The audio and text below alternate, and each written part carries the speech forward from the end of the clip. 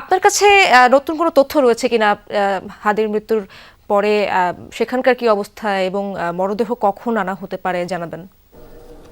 ইশরাত, খুব স্বাভাবিক যে হাদির অনেক সমর্থক এবং তারাও আসলে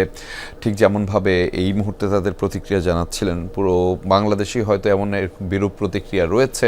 সেটি একটি ভিন্ন কথা। এবং নতুন যে তথ্যটি আপনাদেরকে জানাতে চাই যে বেশ কয়েকটি সোর্সের মাধ্যমে বা তথ্যসূত্রের মাধ্যমে আমরা এই মুহূর্তে জানতে পেরেছি যে আগামীকালই মরদেহ আনা হবে বাংলাদেশে, এবং সেটি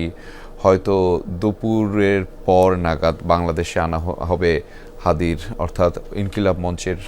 মুখপাত্র এবং নেতা শরীফ ওসমান হাদির।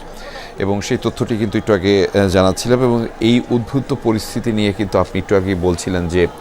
মূলত, এবং আমাদের সহকর্মী টিপিও জানাচ্ছিলেন যে উদ্বুদ্ধ পরিস্থিতিতে অল্প কিছুক্ষণের মধ্যেই মূলত জাতির উদ্দেশ্যে ভাষণ দিবেন প্রধান উপদেষ্টা প্রফেসর ডক্টর মোহাম্মদ ইউনূস, এবং তিনি হয়তো সেখানে আরও বিস্তারিতভাবে অর্থাৎ হাদির মরদেহ আনা হলে পরে কী কী কার্যক্রম থাকবে সেই কার্যক্রমগুলো হয়তো তিনি বর্ণনা করবেন, এবং উদ্বুদ্ধ পরিস্থিতিতে কোনো ধরনের সিদ্ধান্ত আসে কিনা সেটিও একটি দেখার বিষয়। ফলে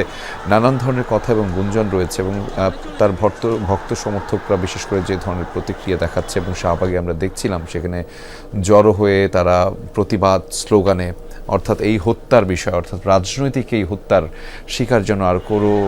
নেতা না হতে পারেন, রাজনৈতিক এই শিকার যেন আর কেউ না হন, এবং এই ধরনের কর্মকাণ্ড যেন কারোর বিরুদ্ধে না ঘটে, সেই প্রতিবাদ কিন্তু তারা জানিয়ে আসছিলেন। যে একটি বাক্য সব সময় বলছিলেন যে সবাই, আমি একটু আগে সোশ্যাল মিডিয়াও দেখছিলাম যে সেখানে সবাই